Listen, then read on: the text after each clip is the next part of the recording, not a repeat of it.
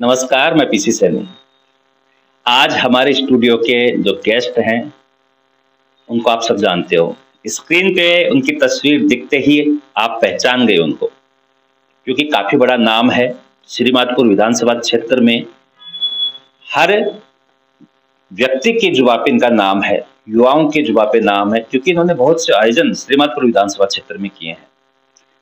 जानकारी के लिए बता दें कि हमारे स्टूडियो हमने जो यहाँ भट्टा स्टैंड पे बना रखा है, पहला इंटरव्यू आज स्टूडियो में हम कर रहे हैं डॉक्टर मंगल जी का। हमने इनको इनवाइट किया था और मैं काफ़ी समय से सोच भी रहा था कि मेरा इंटरव्यू जब होगा इस स्टूडियो में किसी का, तो वो डॉक्टर साहब का होगा।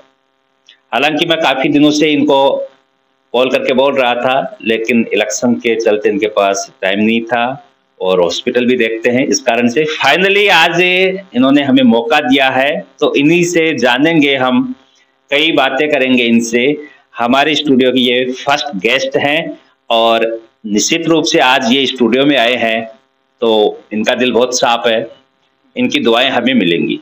तो डॉक्टर साहब, आपका बहुत बहुत धन्यवाद कि आप मेरे पहले गेस्ट हैं स्टूडियो के। बहुत बहुत धन्यवाद तो मैं आपको कहूँगा। इस स्टूडियो में बैठकर मुझे ऐसा लग रहा है कि मैं बड़े शहर जयपुर और बड़े शहर जिनको कहते हैं, मैं सही बताऊं तो ये एक बहुत बड़ा काम है जो आपने किया है। एक छोटे से शहर थोड़ी में आपने एक स्टूडियो नाम की चीज़ को आपने ईजाद किया। इसके लिए पहले तो मैं आपको बधाई देता हूँ और बहुत धन्यवाद देता हूँ कि हमारे थोड़ी जैसे टाउन में आपने स्टूडियो को जन्म दिया और स्टूडियो के आप संस्थापक फाउंडर मेंबर हैं। मैं तो कहूँगा इस स्टूडियो में आज पहला इंटरव्यू मैं कर रहा हूँ और हम बैठे। जब जब समय आएगा, जब जब हम इस पहले इंटरव्यू याद देंगे, आप बहुत जल्दी इस स्टूडियो से बहुत बड़ा नाम और बहुत बड़ी ख्याति, क्योंकि आप सामाजिक सरोकार की और नवाचारों की बात करते हैं। आप कोशिश करते हैं कि कोई अच्छी चीज़ें हो, हमारे क्षेत्र से रिलेट करती हो, हमारे समाज से रिलेट करती हो, हमारे बच्चों युवाओं के लिए कोई, हमारे देश के लिए कोई कार्यक्रम हो, हमारे सामाजिक कार्यक्रम हो, उन सब को आप कवर करते हैं। और स्टूडियो में आज पहला इंटरव्यू है, आपको बधाई। और पूरे थोई वासियों और आसपास के पूरे क्षेत्र को बधाई देता हूँ कि थोई में एक स्टूडियो का इजाद हुआ, उसका पहला इंटरव्यू करने का सौभाग्य मुझे मिला। इसके लिए भी बहुत धन्यवाद और आपको आपके उज्जवल भविष्य की शुभकामनाएं देता हूँ। स्टूडियो बहुत बड़ा स्टूडियो बनने वाला है निश्चित रूप से। थैंक यू डॉक्टर साहब। डॉक्टर साहब, मैंने सोच रखा था पहले ही, क्योंकि एक्चुअली मैं बताऊं, आपको लेकर मेरे को ये था कि डॉक्टर साहब को मैं बुलाऊंगा, मना नहीं करेंगे।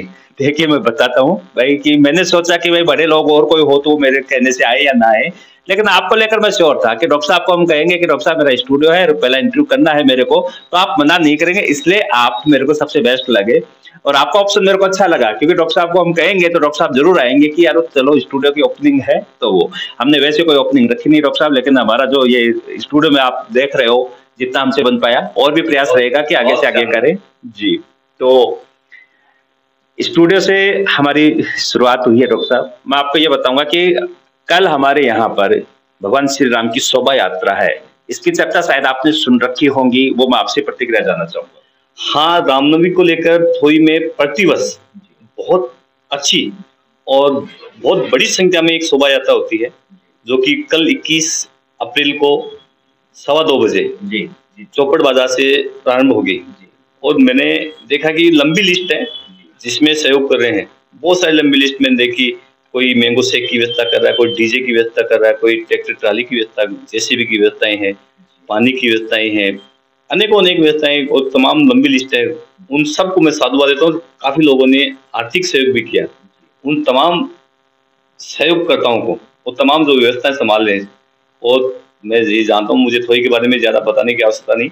यहाँ के लोग बहुत ही स्वाभिमानी लोग हैं और सनातनी लोग हैं, जो धार्मिक आस्था में विश्वास रखते हैं और सहयोग करने में कभी पीछा नहीं देखते, हमेशा आगे देखते हैं कि सहयोग किस प्रकार से हो। 36 बिरादरी के लोग, तमाम लोग मिलकर यहाँ ऐसा कार्यक्रम करते हैं। और ये कल का कार्यक्रम बहुत ही भव्य कार्यक्रम होने वाला, मुझे ये पता है। और इस कार्यक्रम का हिस्सा मैं भी बनूंगा इसका, और मेरा सौभाग्य है कि ऐसे कार्यक्रम का मैं हिस्सा बनने जा रहा हूँ। आप सब लोग जो मुझे सुन रहे हैं, इस स्टूडियो को सुन रहे हैं, पीडीएस न्यूज़ को सुन रहे हैं, आप सबको मैं इसके लिए बधाई देता हूँ और आपको निमंत्रण भी देता हूँ। कल आप 2:15 चौपड़ बाजार थोई में पहुंचे, एक इस शानदार भव्य शोभा यात्रा का हिस्सा बने।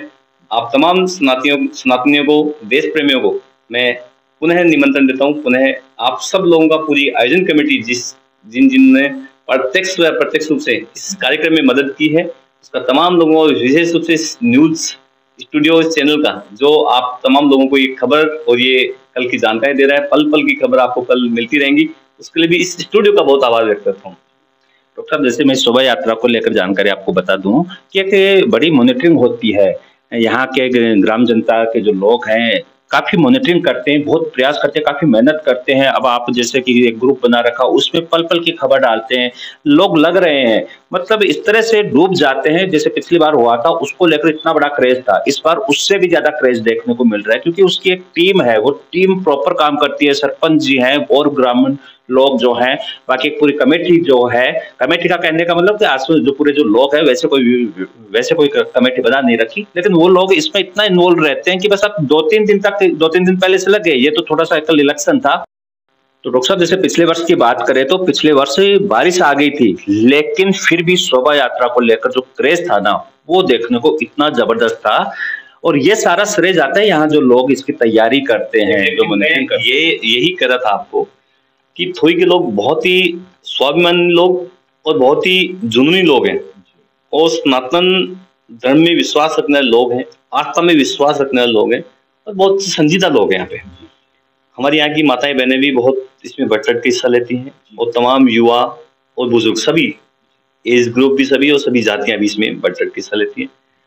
बहुत शांत प्रवृत्ति के लोग हैं यहाँ पे। तो मैं यही कहना चाहता एग्जैक्टली कि यहाँ इन चीजों का, प्राकृतिक विपदाओं का कोई ज्यादा इस पे फर्क नहीं पड़ता, चाहे आंधी हो, तूफान हो, बारिश हो, या और भी कोई इंसिडेंस हो। लेकिन मुझे लगता नहीं कि थोई के लोगों का आत्मविश्वास और कॉन्फिडेंस को कहीं डिगमिगा पाए, ये चीजें थोई के लोगों पे लागू नहीं होती, पूरी क्षेत्र के लोगों पे लागू नहीं होती। यहाँ निश्चित रूप से बहुत भव्य यात्रा हुई थी और कल होने वाली है।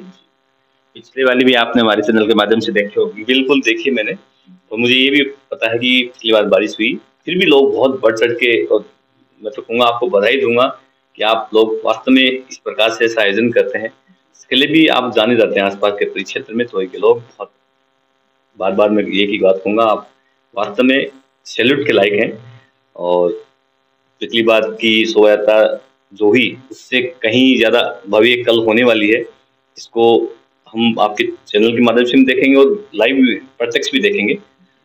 इसके लिए आपका मैं पुनः आभार व्यक्त करता हूं कि आपने जिस प्रकार से इसका प्रचार प्रसार का जिम्मा ले रखा है, आपके स्टूडियो ने ले रखा है, पीडीएस न्यूज ने ले रखा है, और ऐसे खूब सारे नौजवान है जो फेसबुक और व्हाट्सएप या इंस्टा के माध्यम से इसका प्रचार करें। मैं देख रहा हूँ पिछले 3-4 दिन से कि बहुत अच्छा इसका प्रचार है। एक व्हाट्सएप ग्रुप बना हुआ है, इसके माध्यम से बराबर सूचना, बराबर लोगों की लिस्ट मिल रही है कि कौन लोग, कौन व्यक्ति किस प्रकार से मदद कर रहा है। मैंने जैसे पहले जिक्र किया कि बहुत सारे लोग अलग अलग व्यवस्थाओं में जिक्र हैं, कुछ आर्थिक सहयोग से, कुछ प्रचार के माध्यम से अपनी मदद करें। तो मैं तमाम लोगों को, मेरे युवा साथियों को, मेरी माताओं बहनों को, और जो इसमें सहयोग करें, उनको पुनः बधाई देता हूँ। पीडीएस न्यूज की बधाई इसलिए देता हूँ कि आपके माध्यम से एक कार्यक्रम आसपास के परिक्षेत्र में हम लोगों तक भी पता लग जाता है। थोड़ी के बाद जो केसमेंट एरिया है, 40-50 किलोमीटर, 100 किलोमीटर, कोसों दूर बैठे बैठे हम ये देख लेते हैं कि एक थोड़ी में एक बहुत ही भव्य आयोजन होने वाला है। तो आज पहला दिन इंटरव्यू का था, सवाल तो काफी हैं, और जैसा कि आपने कहा कि आपको थोड़ा जल्दी है, लेकिन फिर भी एक सवाल और करूंगा आपसे, ज्यादा समय नहीं लूंगा। फिर से हम आपको दोबारा बुलाएंगे स्टूडियो में। आज तो मैंने इसलिए बुलाया कि आज टॉपिक भी अच्छा था भाई, कल रामनवमी है, वो शोभा यात्रा है, उसको लेकर भी, और आज मेरा मन ज्यादा था क्योंकि मैं यही सोच रहा था कि आज ही के दिन मैं शुरुआत करूं स्टूडियो की, इसलिए मैंने आपको आज के लिए स्पेशल जोड़ दिया। नहीं तो आप कह रहे थे कि कल का रख लो। इसलिए एक सवाल है स्वास्थ्य को लेकर, क्योंकि आप डॉक्टर हैं, ये जरूरी है। इस समय जैसे मौसम चेंज हो रहा है तो काफी बीमारियां आ रही हैं, तो उनको लेकर ये मैं आप तमाम दर्शकों को आपके इस स्टूडियो के माध्यम से बताना चाहूंगा कि इसमें मौसम अचानक चेंज हुआ है कि 15 दिन पहले सर्दी थी और गर्मी आ गई।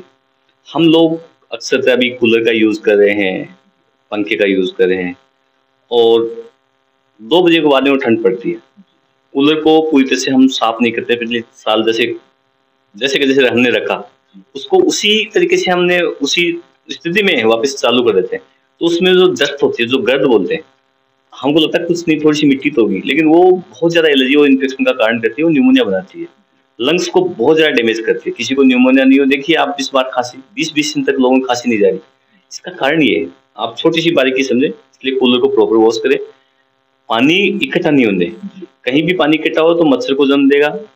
खुले में पानी इकट्ठा नहीं होने दें, उसको कवर रखें, पानी की टंकी है जो भी जगह है, इन तमाम चीजों का ध्यान रखें। जैसे मैं आपको एक चीज बताऊं, मैंने आधी स्लीप की शर्ट पहन रखी है, आपने पूरी स्लीप की।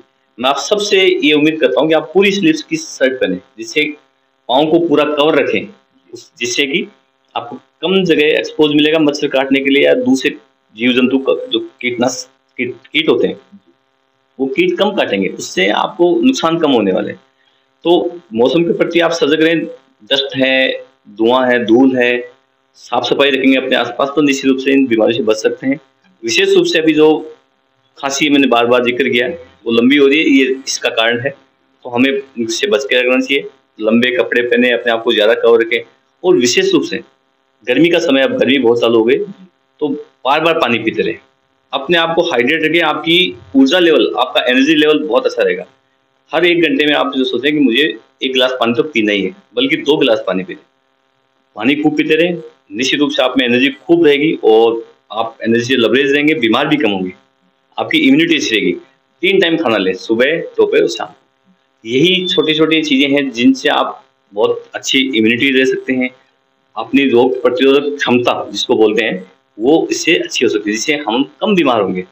बाकी तो भाई छोटी सी अगर कोई बीमारी होती है, वो भी आपके लिए बहुत बड़ी बन सकती है, तो नजदीकी स्वास्थ्य केंद्र पे जाकर उसको अपन एक डॉक्टर से परामर्श ले सकते हैं, लेकिन इन चीजों का ध्यान भी रखें। शुक्रिया डॉक्टर साहब, बहुत बहुत धन्यवाद। आप हमारे स्टूडियो के पहले गेस्ट बने जिनसे हमने बातें की। बार बार आपको बुलाते रहेंगे और अगली बार आप आओगे तो आपको और भी कुछ चेंजिंग मिलेगा। प्रयास हमारा जारी है आप सबके आशीर्वाद से। बहुत बहुत धन्यवाद डॉक्टर साहब, थैंक यू।